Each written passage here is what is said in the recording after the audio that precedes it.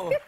We were talking backstage. We've met a couple times because you hosted SNL, or didn't host, but you were a musical guest in 2010 and 2011. You don't do a lot of talking on talk shows. No, I get really nervous and I get quite shy, so yeah, All right. I get a bit scared, but I'm gonna try. Okay, good. Well, one thing you did, I guess this wasn't unique to this show. I guess you do this all the time, but I went to the dressing room to say hello before the show. It's the same dressing room every night. It doesn't look any different, except tonight when I walked in, you had completely redecorated.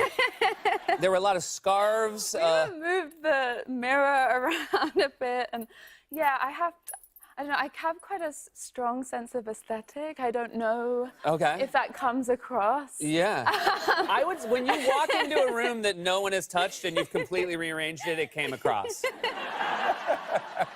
Some people say it's obsessive, but obsessive would be if I called you after you left and was like, you didn't put it back exactly right. But it looks better. Well, okay, it looks a little better, yeah. But that's something you do when you're on tour? Yeah, I mean, I kind of collect throws, and there's lots of patterns and embroidery, and but it's also a nice thing to do when you arrive anywhere. I spend like a good half an hour just kind of decorating and settling in. Can you go over to friends' houses and leave it alone? It's hard, no. I stay at home a lot. I wish that was a joke. Obviously you can't stay at home all the time because you're going out on tour. Australia, New Zealand, you're coming here to the States, you're doing the Barclays. So do you like the road? Do you like the big shows?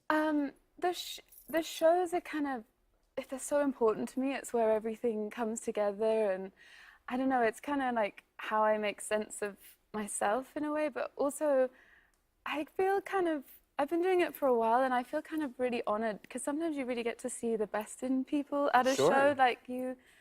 I mean, I'm up there and like, everybody, tell each other that you love each other. Tell people you don't know you love each other. And you just see everybody is so up for it. And yeah, so it's so important to me, the live aspect, and connection is such a big part of that. And when you feel like you're taking everyone somewhere with you, it's a very collaborative thing, I think, a gig. And it must be nice, obviously, to now be known. You know, I'm sure in your early gigs, people didn't know who you were, and if you told them to go tell each other to love each other, they're like, that weird lady is being very too bossy. I don't know, I was very drunk mostly, so I was definitely still being bossy, but I don't think I minded if people didn't do it. But this is very early on, you knew you wanted to be a performer. This is not something you came to late in life. I've read that when you were 8 years old, you would put on your mom's robes and sing Billie Holiday with a wine glass full of orange juice. So you were what? Like, you wanted all of rock music early on. Yeah, I was like, I know what I'm gonna be, and it involves drinking and being sad, and you know, I went there. Yeah, you know, it's nice when an 8-year-old finds their dreams. Yes. I was like 8, and I knew that it would involve a wine glass. Oh, my God. Also, as an 8-year-old being like, Billie Holiday, that's someone who gets me. Yeah, it was like Billie Holiday, like Etta James, Nina Simone. You know, those were the first voices that I was really drawn to. Well, that's fantastic. I remember, you know, the first time I heard you sing, and I also remember hearing the band name and being like, wow, Florence and the Machine, that's a fantastic band name. It was not your first band, but it maybe was your first good band name. What was your first band?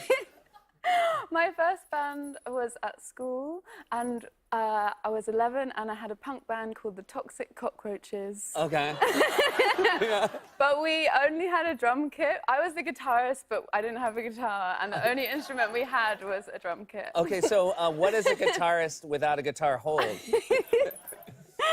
Not much, yeah, not much. I held a lot of enthusiasm. Oh, that's good, yeah. Yeah. That comes across today.